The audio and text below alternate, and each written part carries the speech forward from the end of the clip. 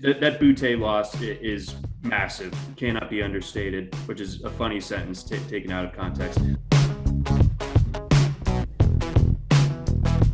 Hey, what's going on, everybody? Welcome into the Monkey Knife Fight College Football Show. I'm Dan Watkins. Joining me, as always, is the great John McKechnie from Rotowire.com. John, last week we were just absolutely spoiled with one of the greatest college football Saturdays in recent memory. And first off, how are you? And secondly, has your heart rate come down yet? Have you been able to catch your breath since last week?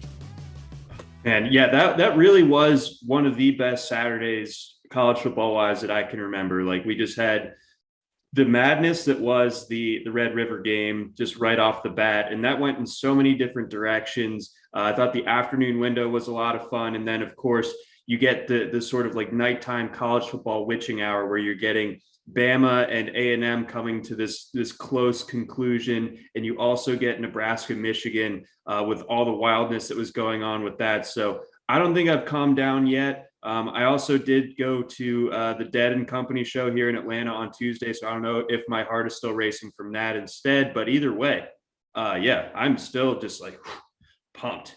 I mean, that could be a little combination there between the two things while you're still a little riled up. But anyways, this week here, week 7, not as, high powered when it comes to top 25 teams matching up, just 2 top 25 matchups this weekend compared to 4 last week.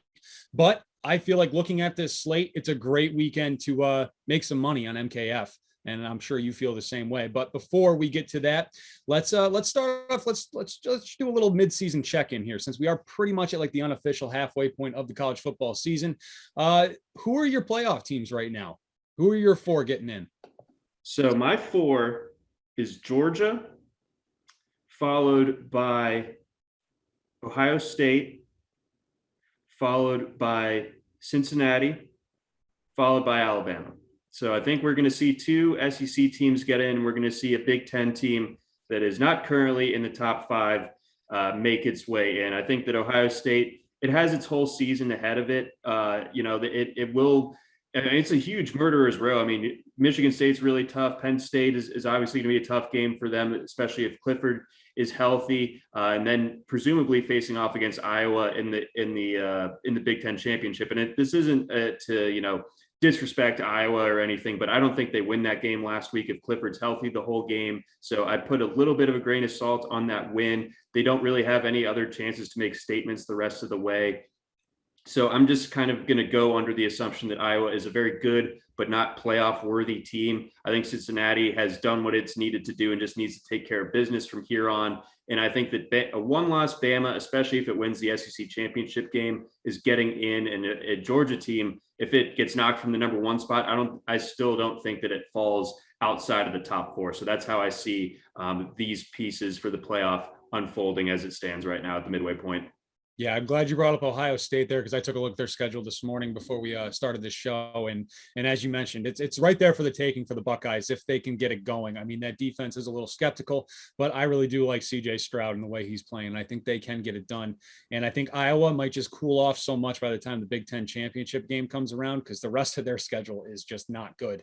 And they really won't be tested until December. So we'll see what happens there. I love Georgia. If Georgia isn't in the playoffs, something drastically bad happened in the next couple of weeks here. And then Cincinnati, I can't see them losing. And also, but I'm going to throw Oklahoma in there, because I don't think Georgia and Bama get in this year. I think Georgia's going to beat Bama in the SEC championship game, and I don't think you can put a 2-loss team in the playoffs. So I think Oklahoma is going to sneak in there as well, with Caleb Williams now as their starting quarterback, who we'll talk about a little more as we get going.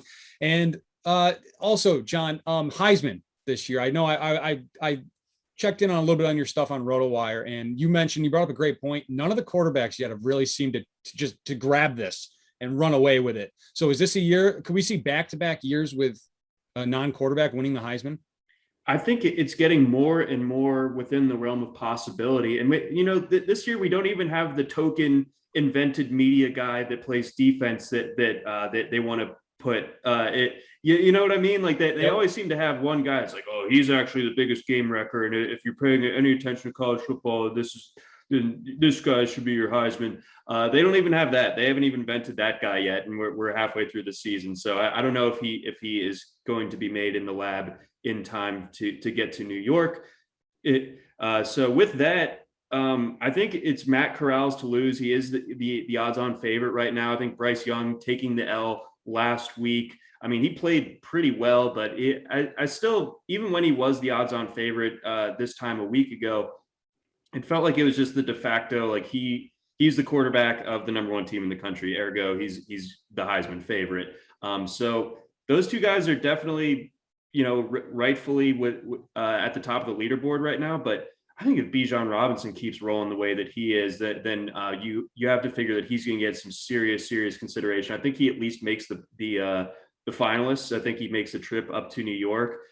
Losing last week against Oklahoma is going to make it a little bit tougher for him to take it home. But I mean, we're not going to have an undefeated team with a Heisman candidate either. So I think that, it still remains in that realm of possibility. I don't think that Desmond Ridder is going to be able to do it. So Bijon Robinson. And then if you want to take it a little bit further down, stick with that Ohio State optimism. Maybe Trevion Henderson is another guy to consider if he continues to pile up the crazy numbers that he is. And an extension of that would be CJ Stroud at quarterback. Obviously a little bit of a safer bet. He's number 3 right now. But bottom line here, Dan, I do think that I'm going to sprinkle some money on Bijon to win the Heisman. I think he's going to continue to put up the best numbers of any individual player in college football. I like that pick a lot, and I can't wait to talk about him a little more when we preview that matchup with Oklahoma State this Saturday. And then lastly here on our midseason checklist, your biggest surprise. For me, it's Spencer Rattler sucking. I just can't believe it. But what about you? Yeah, that's a pretty strong one, man. He really has been just I don't even know what I just make noises when I talk about him now. So that goes to show. I think Clemson for me would have to be it. I mean, it feels like their derailment happened so long ago that we've almost forgotten about them. I mean, we're this is unranked Clemson, which like when was the last time we got to say that? Like 2013, 14, something like that. They're just, I can't believe it's gone as poorly. Like I think you can at once be of the opinion that they weren't going to be as good without Trevor Lawrence, while still just thinking they're playing in a bad ACC. They do have DJU, who looked pretty impressive last year, and then they've been recruiting at the same level as Bama or a Georgia for years. So like that roster is stacked. So even if they weren't playing as good of Clemson football as we've seen in recent years, you still would have figured that would have been more than enough for them to just kind of sleepwalk through the ACC and still make the playoff. I mean, everyone was talking about them just basically having a bye to the playoff every year, this year included. Nope, not even close. Nope, not at all. And I think, would this be the first time that there would be no ACC team in the playoff if they don't make it? I mean, don't sleep on Wake Forest though. They're 6-0 right now. They could creep into this conversation. Dave Clawson has the crazy man eyes. So like, yeah, definitely don't doubt them. Don't sleep on them. He doesn't sleep. It doesn't look like, period. But yeah, I think you would have to go to maybe the first playoff. I think the first playoff, or no, that had Florida State, so never mind. So yeah, I think you would be correct in saying that this would be the first non-ACC represented college football playoff. Yeah, who could forget that one? Wasn't that when Jameis threw the ball backwards in that yes, game? That team reminds me a lot of this year's Oklahoma team. They keep winning, but they look like crap every single week, but they keep on winning, so you can't keep them out. So until Oklahoma actually loses, yeah, they would theoretically have that playoff spot just the way that the Florida State did that year. All right. So no mention of the 12th ranked FCS Rhode Island Rams, 5-0 undefeated. Wow. I was going to say that's fine. I was going to save that for the end. But, okay. We can go to it later. Do we have D contests yet on MKF? All right. Let's get right into the games here. We got a fun noon slate here coming up, and it's going to start off with Auburn and Arkansas. Bo Nix, KJ Jefferson, two guys we've talked about quite a bit on the college football show so far this season. You got Bo Nix, his more or less is 214.5. Matt Corral last week against this defense finished with 287, and Ole Miss ran for over 300 on the Razorbacks. What kind of game plan do you think Auburn's going to come into this one with Bo Nix last year, also against Arkansas and this defense? He finished with just 187. So how do you feel about Bo Nix this week? Yeah, I think that as if there really needs to be like this huge blueprint on how to solve Arkansas's defense. But I think what we've seen in the last couple of weeks is that you can run on them because they just are dedicated and coached to drop 8, rush 3, and see what happens. And that works well enough. And, it like it did last year where it caused Matt Corral to throw 6 interceptions or whatever. And it definitely kept the lid on that Ole Miss pass offense a week ago, but it dares teams to run on them. And I don't know why you would dare someone to do something that is going to end up gashing you in the end. And that's what happened against Georgia. That's what happened against Ole Miss. So I look for something similar with Auburn this week as far as their game plan goes. They got Tank Bigsby. They got a couple other talented guys in that backfield.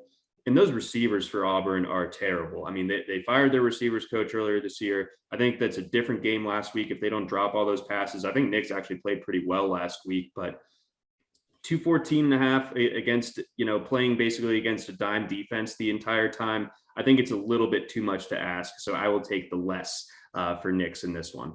Yeah, I agree with you completely. I mean, Bo, we know his struggles on the road. He just can't seem to get it going enough on the road and away from Auburn. So I'm going less there as well. On the other side, you got KJ Jefferson, who's coming off arguably his best game of the season, 25 of 35 for 326 and 3 touchdowns against Ole Miss last week.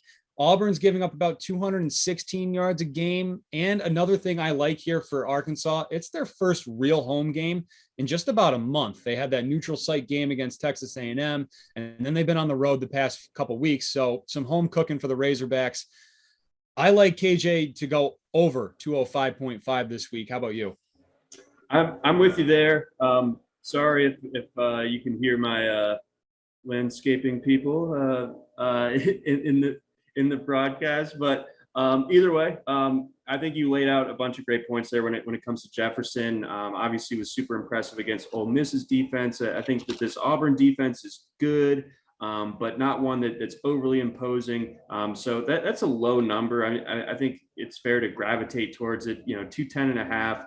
I think he can definitely hit that, especially if Auburn keeps this one competitive.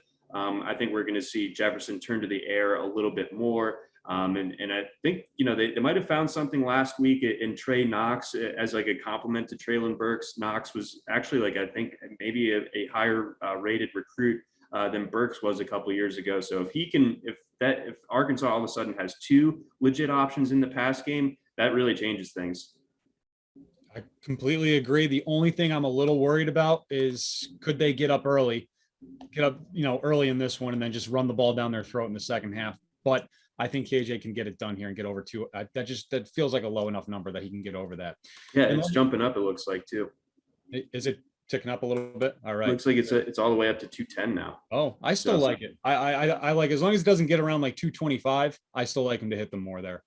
I'm with you there. Absolutely. All right, let's stay in the SEC and we'll go to another noon contest. You got number 20, Florida at LSU. Emory Jones for Florida, 193.5. He's been over that number in each of his last 4 games, and you can throw out that Vanderbilt game last week because Vanderbilt's just absolutely terrible. I don't know if they've scored yet this year. LSU is giving up about 230 passing yards a game, and Coach O saying this week that they're likely to be without 5 defensive starters, 2 corners, a safety, and 2 defensive ends. And with all that being said, I mean, everything looks like it's pointing to Emory Jones being able to go over that number for a 5th straight game, but 3 of those games were at home and 1 was in Kentucky, which is not exactly Death Valley. So how do you feel about Emory Jones this week? I like the more, like you mentioned there, LSU is in pretty big trouble defensively. No Derek Stingley, and then Elias Ricks gets ruled out for the season earlier this week. Coming into the year, you would have said that that's maybe the best tandem of corners in the SEC, let alone college football. And I think you also look at so that definitely helps with Emory Jones. So really the only thing that can stop Emory Jones from hitting this number, in my opinion, is if they break glass in case of emergency and roll out Anthony Richardson like they did in weeks 1 and 2. And that cuts down on Emory Jones's passing volume. But that doesn't really seem to be the case right now. It seems like they kind of want to get Jones's confidence up and keep him in as the quarterback for 4 quarters, or Vanderbilt game again, notwithstanding. So I think this is the Jones game for 4 quarters for the Gators, and I'm not scared of LSU's defense, even if they have to go to Death Valley for this one. LSU is just kind of a rolling over right now, and I think that Jones can throw for upwards of 200 to 225 on this LSU defense. Yeah, it's a very interesting year in Baton Rouge. I mean, if you go on Twitter, there's some calls for Coach O to get fired, which I think is a little drastic. Let's give him some time to figure it out once the pandemic gets over here and keeps recruiting. But they were 500 last year, and they're 500 again right now. Down year for LSU, but it's not because of their quarterback, Max Johnson, Brad Johnson's son, by the way. It is. Yep. 279.5 is his number. He's been 280 or more in 4 of 6 games so far this season. He made his debut against Florida last year, threw for 239 in that upset win.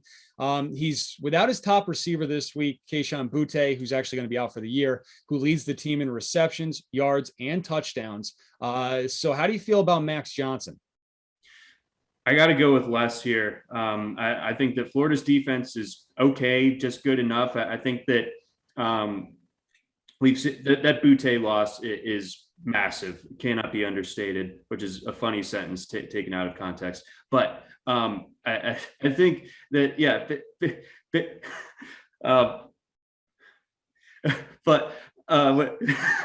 but when it comes to Johnson, again, losing him, I mean, he was just such a huge presence in that offense. Like the target share, the yardage share, the touchdowns, all that stuff was so dependent on Boutte, and they really just don't have that obvious next guy up. So I'm just kind of doubting them. And I think Florida's secondary is okay. If they get Kyrie Elam out there, then that's another talented guy to slow down this attack. And I think that LSU, they made Kentucky pay for it on the ground a little bit last week. They got something going in the run game for the first time basically all season.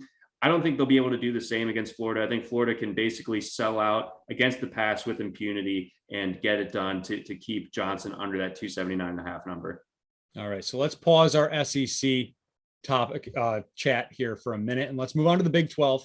The big noon kickoff on Fox Saturday. We have our first of our 2 top 25 matchups. You got number 12 Oklahoma State quietly at number 12, still undefeated, by the way. They're kind of creeping up there and sneaking into a possible playoff conversation, going against number 25 Texas back at DKR after the massive letdown last week, blowing that 18-point second half lead. Spencer Sanders, 198.5 is his more or less. He's gone over that number just one time this season, but could Texas be ripe for the picking here? A bit of a hangover. Oklahoma had over 650 yards of total offense on them last week, including 323 in the air.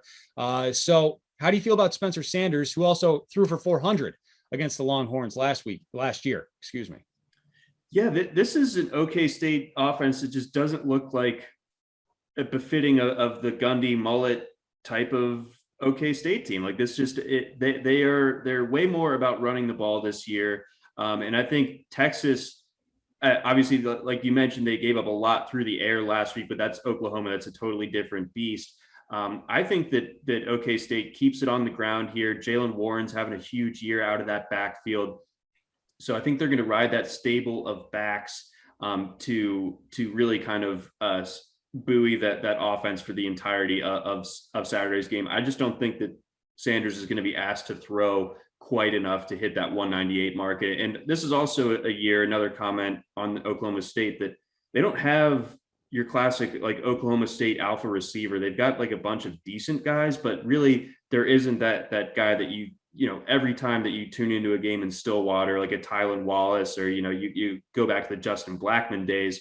Sorry to just keep getting Whalen involved in the show, even if he's not on. Some sort of guy that you could see playing in the NFL on Sundays. You don't really have that at Oklahoma State this year. So I just don't think that Sanders, the game script sets up for him, nor does the supporting cast. So I will take less than 198.5. All right. And then on the other side, you got Casey Thompson, who had a very good week last week in the Red River Showdown. But let's pause for a second here and just talk about just the magnificent creature that is BEVO, the Longhorns mascot. There he is right there on the screen. Resplendent, sumptuous, however you want to put it. BEVO's that. Yeah. What did you tweet out last week? Oh, There it is. Look at that. Absolutely. I mean, my favorite, I think the best part about the Red River Showdown last week was, we were talking about, is Texas back? And it looked like Texas was back. And then by about 5 o'clock last Saturday afternoon, LOL Texas was trending. So Yep.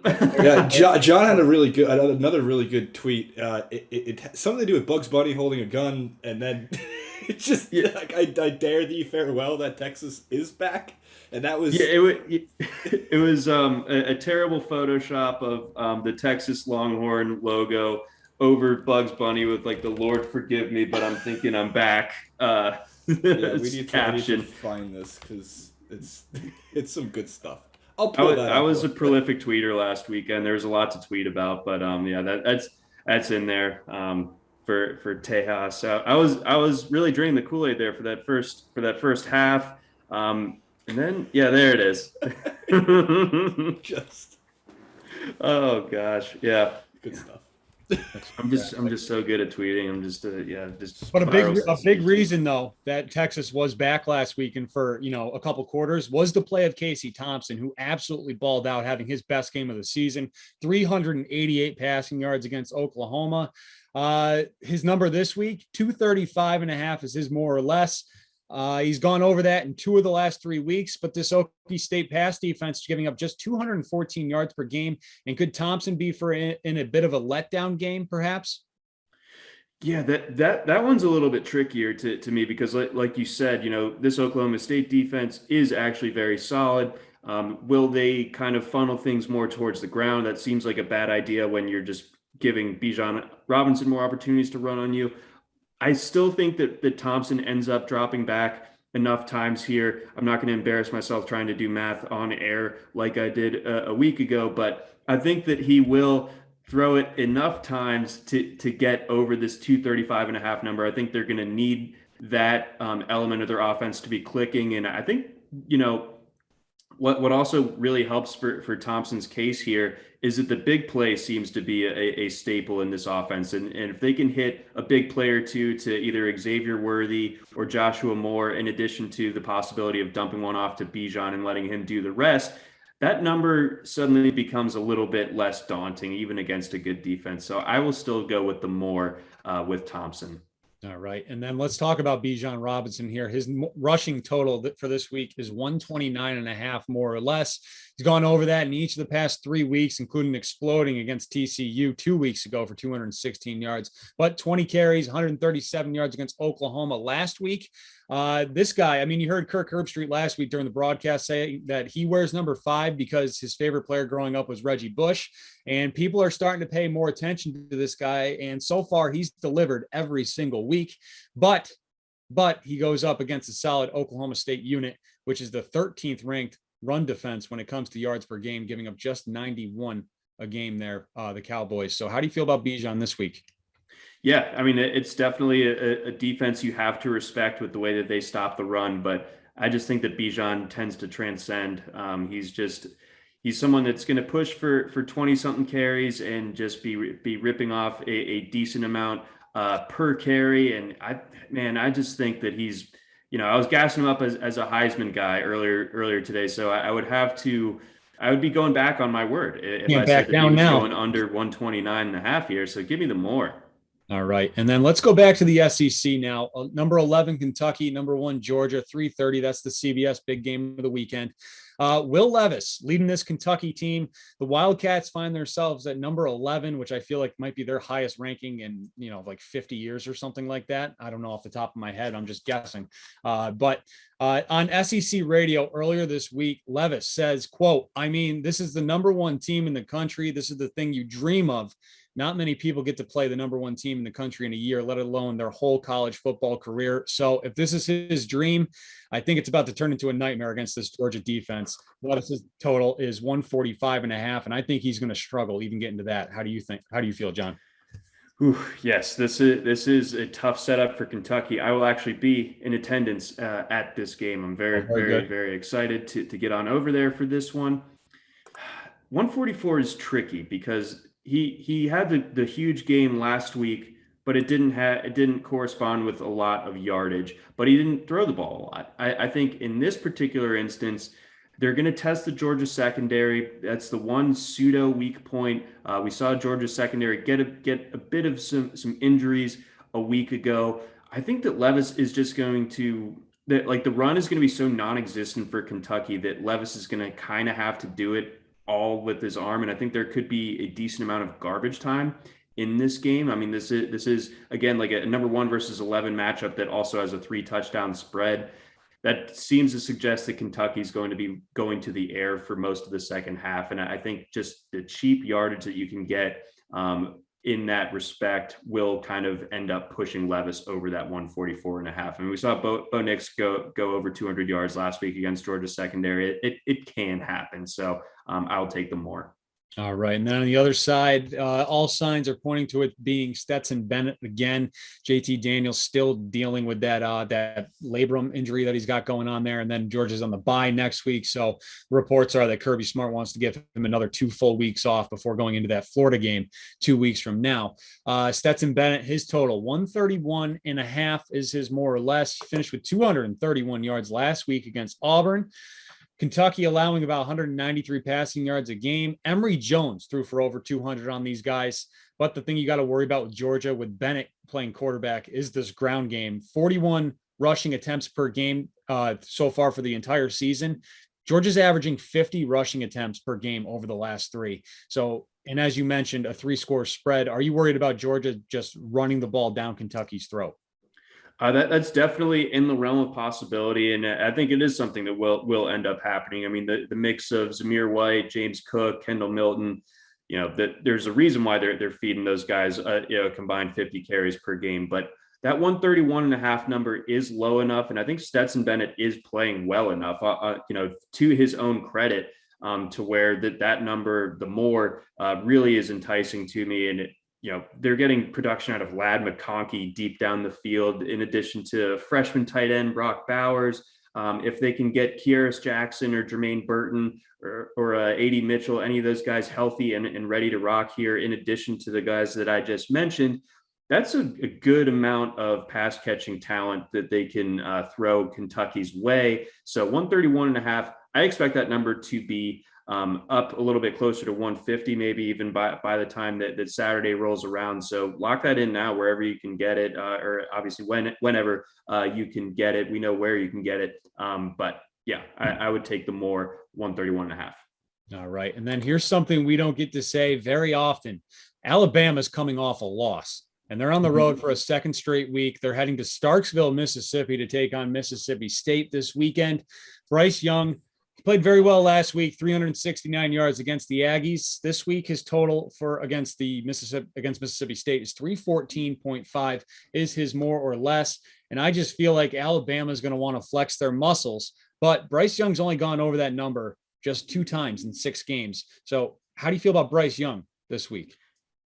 I think that number is too high. I would take the less on Young this week. I mean, 314.5, like, can he get there? Sure. But I think that this is a game where Bama flexes its muscle on the ground more so, and just kind of plays that suffocating style, maybe a little bit more along the lines of what we saw against Ole Miss a couple weeks ago. So I look for like Bijon Robinson to have the huge day. And I just think that Bama will kind of go in that classic just boa constrictor mode, where they just aren't going to need Bryce Young to be throwing it that much. A lot of Young's production last week was in the second half when Bama needed to play a bit of catch up. That script is not going to exist this week. I don't think Young throws it enough to get to 314. And then on the other side, you got a guy who I don't think we've talked about him at all so far this season on our college football show, but he's been lighting it up through the air, and that's Will Rogers. 305.5 is his more or less number, coming off of 2 weeks ago when he finished with 408 against Texas A&M. He's gone over 400 yards twice. He's been over 350 a total of 4 times. And then the one other game, he finished with 294. And one reason why he's been so good, and I like this a lot, his nil deal this year, it's been a genius move for him because he's keeping his O-line happy. He's cashing in on a deal with a popular barbecue chain that his offensive linemen love. They go there every Thursday for lunch which is part of the agreement with Moe's Original Barbecue. They have locations in 14 states, including one in Starksville. And according to this report, because he's sponsoring this Starksville location, every Thursday he gets free meals with the offensive line at this restaurant. So keeping the big boys happy up front. But will they be able to keep him upright against Alabama? And can he get over 305.5 this week? You know what? I think he can. I think that, that barbecue story obviously factors in here. That's a big help with keeping him upright, like you mentioned. But also, Miss State, I mean, this is a Mike Leach coach team. They don't run the ball like that. No, I'm looking at the attempts right now. It's absurd. Yeah, he's like Rodgers is averaging almost 60 pass attempts per game. So, I mean, he could be just like not even getting like 6 yards per attempt, like 5.5. And still, if he's throwing 60 times, there's where the math works out. It will get him over that 3.5 number. So I like the more in this one. And again, this sets up as a game script where Bama will have a lead from the jump and we'll keep that pressure on. So Rodgers is just going to be throwing the ball. It's just, you hope that Miss State can get a couple drives going, sustain things a little bit to get him to that 50 to 60 pass attempt number. But if that does, which I believe it will, then the air raid is just kind of a pain to stop over the course of 60 minutes. So I think that in the end, we're going to see Rodgers end up with a decent little box score, even if the score itself is lopsided in favor of Alabama. All right. And then let's just talk about a couple other guys here before we wrap up the show. Lincoln Riley hasn't said who his quarterback's going to be, but I think we all know it's going to be Caleb Williams Saturday night, going to get his first career start after taking over for the very disappointing Spencer Rattler, who might be on his way out of Oklahoma, not to the NFL, but might be transferring out of there, which is something to pay attention as the year goes on. But anyways, Caleb Williams, we do have him up on MKF against TCU. That's a 7:30 kick against TCU. And his more or less number is 228.5. He finished with 211 last week against Texas, and he came in I believe, the second quarter. So what do you think from Caleb Williams for this week? Caleb Williams, him and I went to the same high school, just a few years apart, just a few, but yes, nonetheless, been a fan of his for years. A DC guy going to OU. That's you don't see that too often, but yeah. So he's the pride of Gonzaga, and I think that also he is going to hit over that more 228.5 this week. I think TCU, their defense is not particularly impressive. That they're liable to get into some shootout type of game situations. We saw it against SMU a few weeks ago. I think that Williams, even if this is his first start, I don't think that they're going to handle him with kid gloves. Like, he's ready. He's been in Norman for a while. He enrolled early. This is a stud group of receivers. There's no reason why Oklahoma shouldn't be putting up massive amounts of yards through the air. So I really like the more than 228 for Williams here. Again, of course, you got to make sure he's starting. But again, like you said, all signs are pointing that way. Yep. All right. And then is there anybody else this weekend you got your eye on here that you want to play?